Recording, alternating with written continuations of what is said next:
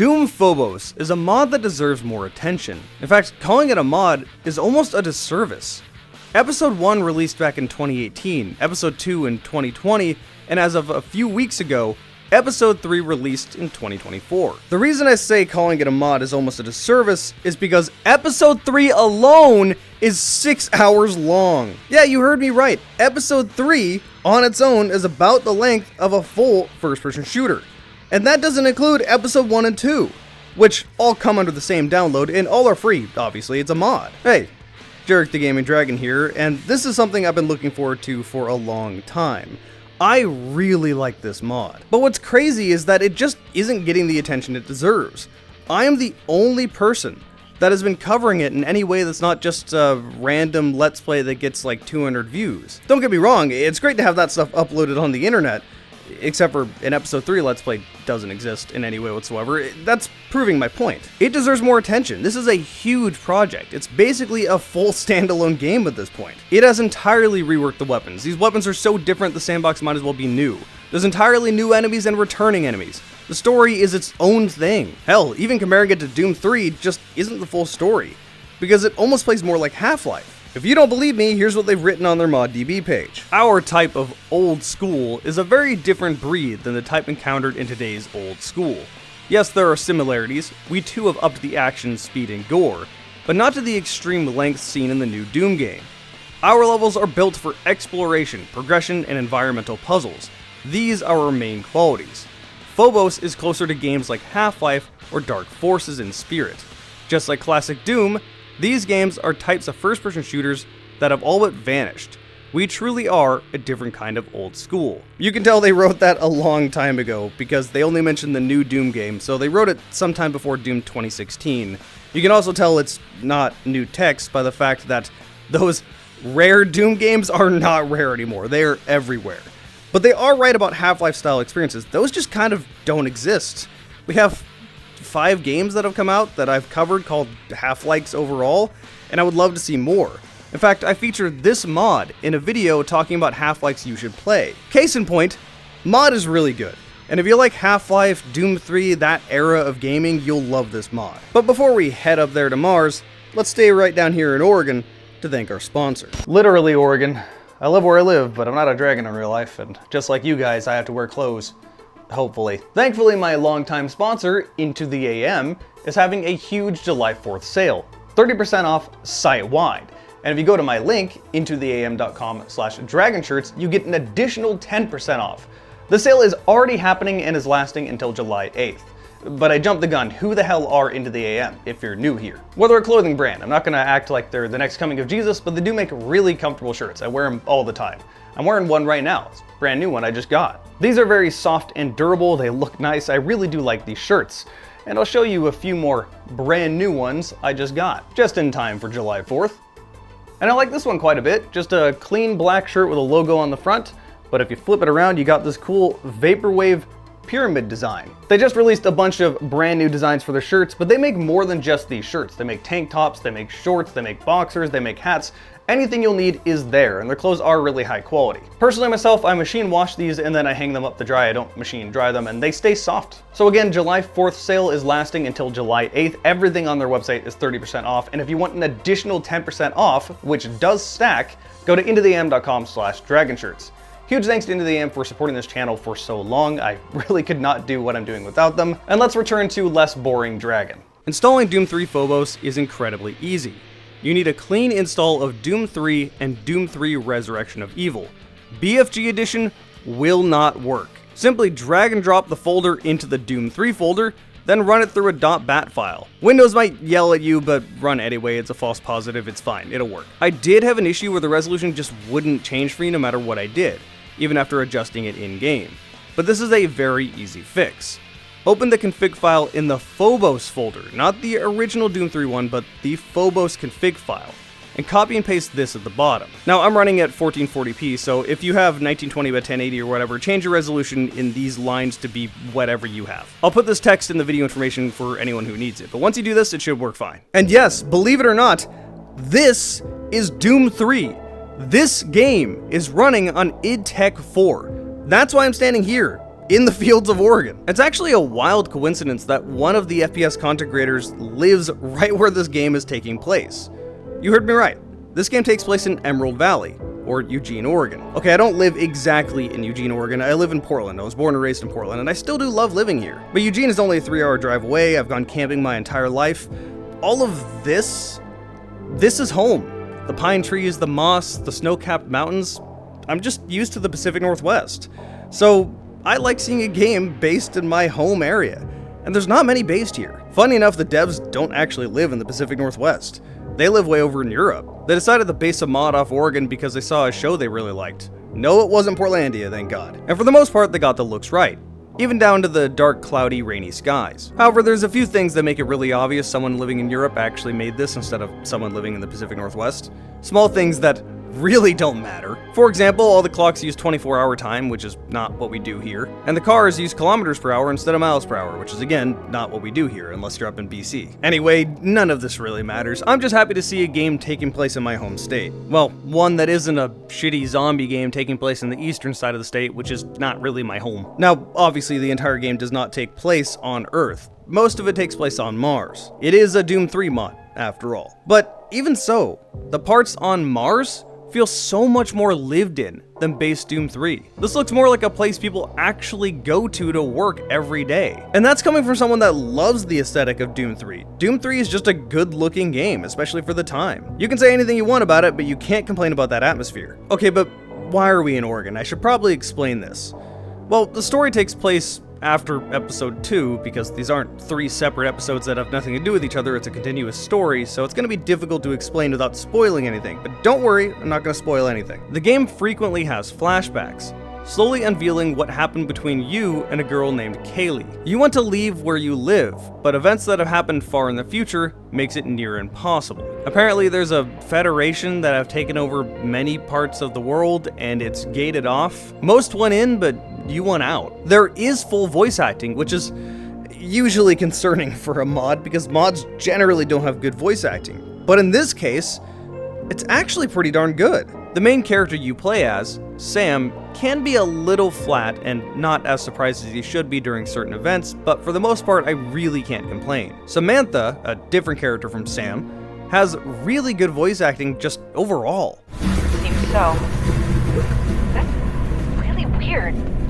You know, the doctor's office where we first met is awfully close to the listening station. You know, the place you worked at? Listening station?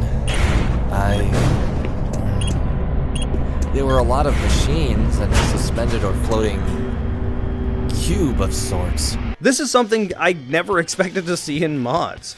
Full-on voice acting, telling its own story, a completely unique experience. Although, the cutscenes are a little weird. I can only assume they didn't have the know-how or resources to make full proper cutscenes. So instead you get these cinematic pan shots while people are talking and audio is playing like people are walking around, but they're just out of frame so you wouldn't actually see them. It's easy to tell what's going on and they made do, but it is a little weird at times. James, yeah, maybe. He wanted to go out for some dinner, so we did. That's not all he wants. The one complaint I have about the story is that it focuses a lot on these flashbacks and the new characters that you see in this mod. Episode 1 focused on the sudden invasion from demons. In episode 3, they don't even mention it. It's just kind of happening in the background, like gameplay to push the story along. Now, episode 3 does not tie together the story entirely. There's going to be an episode 4, so maybe this will be addressed, but I would like to know more of what's happening right here and now. But speaking of right here and now, let's go to Mars. Remember when I said the weapons have been entirely overhauled? Yeah, they've been changed. Let's start with the big one. The shotgun. Yeah, we all know the Doom 3 shotgun is a really hot, divisive take, but that's not important here. The whole game is getting overhauled, so you can do whatever you want with the shotgun. In this case, They give the shotgun more range. Now, if you do this, you need to change the entire weapon sandbox, because if you gave the Doom 3 shotgun more range in the base game, it would be incredibly overpowered. But these maps are bigger and do have more range, giving it an actual purpose. Even when the game has given you the super shotgun from Resurrection of Evil. Yeah, this acts as your up-close murder everything in one shot, whereas your regular pump action gives you a little more range and conserves ammo. I found myself swapping between them quite often. No.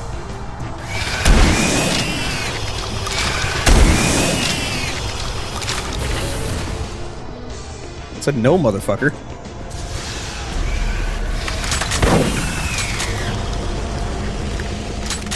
I heard another one. Get your hentai out of here.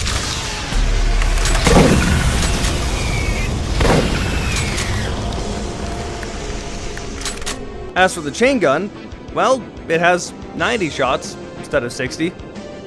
Also, it's basically a minigun. Meanwhile, the plasma gun's audio is effectively a mix between old Doom and Doom 3. It's just so sick.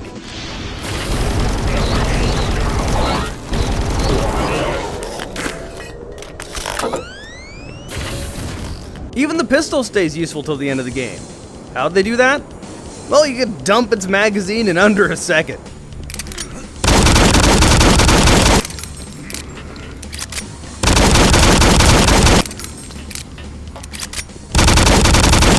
Oh, and if you haven't noticed, all the sound effects have been changed. One of the more common complaints I had with Doom 3, or most people had with Doom 3, is that the weapon sounds are pretty weak, and they address that. There's other weapons, but I'll let you find them on your own. Needless to say, these weapons are really fun. Alongside this weapon rebalance comes some returning favorite enemies. You'll see enemies like the Arachnotron. Oh, fuck. Hello.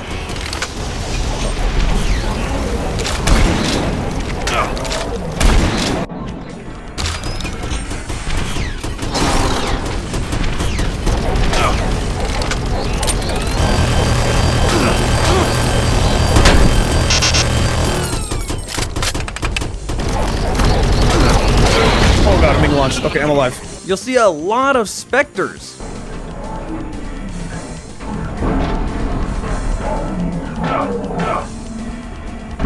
Wow, you really can't see it with this helmet on. And even a fan favorite returns. What are you? Oh no, God, not you. You should not exist.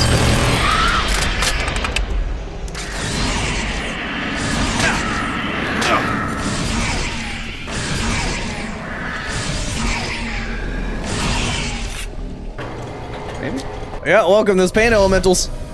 Have fun. I'm gonna jump.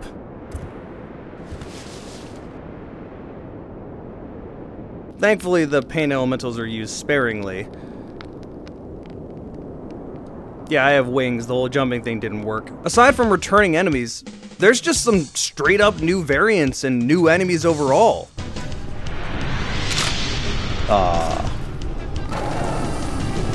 What the fuck are you? Ow, Jesus Christ, I did a lot of damage. I won't spoil anything more, just know that there's a lot of new content in this mod. As for the maps, they're brand new, made from scratch. This is not just some gameplay tweaks to base Doom 3, this really is a totally new game. It has to be, otherwise those weapons would be extremely overpowered. Especially the more accurate shotgun, as Doom 3's maps were designed around the wide spread. But the weapons being dialed up would make them quite overpowered. Still, if it wasn't for the enemies also being dialed up and being able to kick your ass.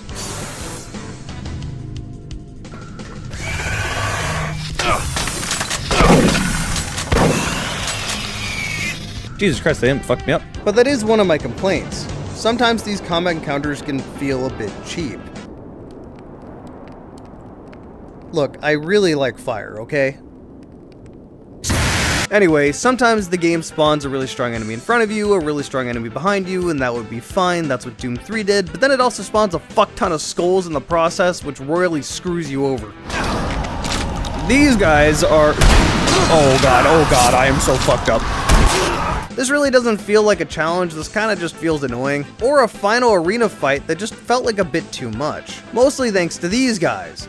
You can only just barely dodge their projectiles, but only if you're already at a full sprint and jump. The margin of error is just too small for a fight like this, especially since they pop up at the very end of a massive brawl. I ended up more annoyed rather than feeling like the game gave me an adequate challenge. My other complaint is that I would get stuck frequently, usually on things that weren't intended to be puzzles.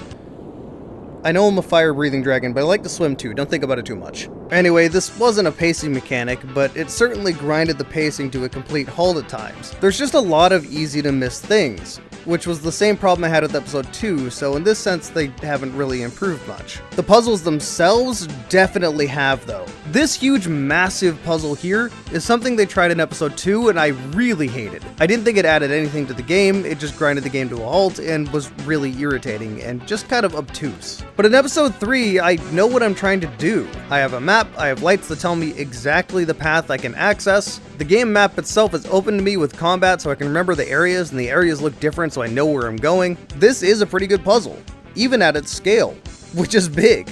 Although it still does grind the pacing to a halt because you will be sitting here doing this a lot.